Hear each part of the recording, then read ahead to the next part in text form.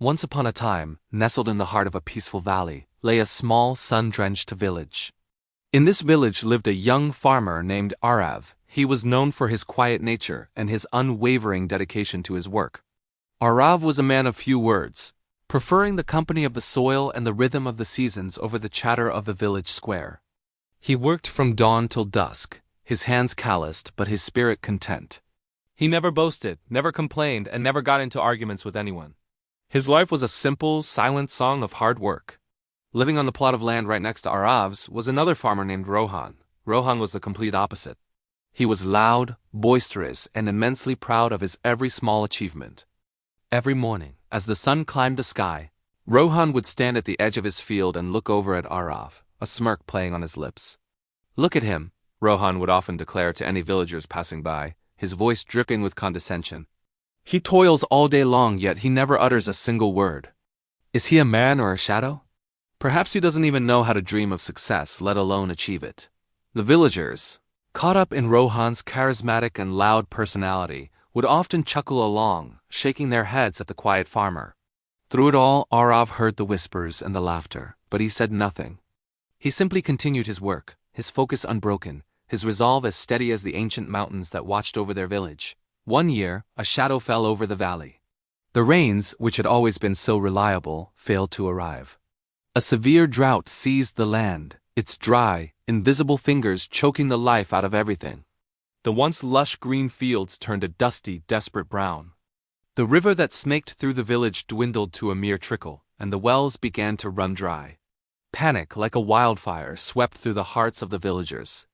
Crops began to wither and die under the relentless sun. Rohan, who had been so loud and confident, was now a picture of pure desperation. He had invested all his savings into buying the best seeds, boasting to everyone that he would have the most magnificent harvest the village had ever seen. But now, with no water, those expensive seeds were just tiny, useless specks in the parched earth. He ran around frantically, pleading, arguing, and trying to find a solution, his loud voice now filled with fear and despair. In the midst of this chaos, Arav remained calm. He walked to his field, his steps measured and sure. While others were wringing their hands in despair, Arav knelt down at a specific spot in his field, a place that looked no different from the rest of the cracked earth. He began to dig. To the astonishment of everyone watching, just a few feet beneath the dry surface, a wooden cover was revealed. Arav lifted it, and there, hidden from the world, was a deep, well-constructed well, its dark water shimmering with life. For years, without a single soul knowing, Arav had been digging this well. Every evening, after a long day of farming, when others were resting or socializing, he would pick up his shovel and dig, little by little.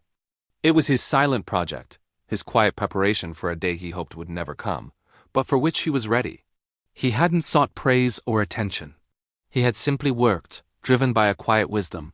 While the other fields remained barren, Arav began to water his crops.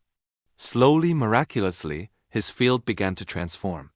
The thirsty soil drank deeply, and tender green shoots pushed their way toward the sun. Soon, Arav's land was an oasis of vibrant green and a desert of brown, a testament to his silent foresight. The villagers, who had once laughed at him, now stood in stunned silence. They couldn't believe their eyes. Rohan, his pride completely shattered, walked over to Arav, his head bowed. He looked at the lush field, then at the life-giving well, and finally at the quiet farmer. "Why?" Rohan asked, his voice barely a whisper. "Why didn't you ever tell anyone about the well? You could have been celebrated, praised." Arav looked up from his work and offered a gentle, knowing smile. He replied, his voice calm and clear, because preparation doesn't need applause. "You can talk all day, but noise doesn't bring the rain. Noise doesn't fill a well. Only work does." That year, Arav didn't hoard his precious resource. He shared the water from his well with everyone in the village, asking for nothing in return. He even shared it with Rohan, helping him save a small portion of his crop. The villagers finally understood a profound truth. They had mistaken quietness for weakness and loudness for strength. They learned that the most significant actions are often born in silence, and that true strength isn't about how much you say, but about how much you prepare. The quiet ones, the ones working diligently while no one is watching, are often the most prepared for the storms of life. So friends, let this story be a reminder for all of us. In a world that often celebrates the loudest voices, remember that those who talk the most don't always accomplish the most. There is incredible power in quiet, focused effort. Some people work in silence, building their foundations, digging their wells, and letting their remarkable results be the only voice they need. If you are one of those people working quietly on your dreams, preparing for your future without seeking validation or applause, don't you dare stop. Don't feel discouraged if no one seems to notice your effort right now. Keep going. Keep building. Because one day, when the droughts of life arrive, your silent preparation will speak volumes. It will not just save you, it will become a source of strength and inspiration for everyone around you. Your silence will surprise the world. Thank you so much for watching and for being a part of our community.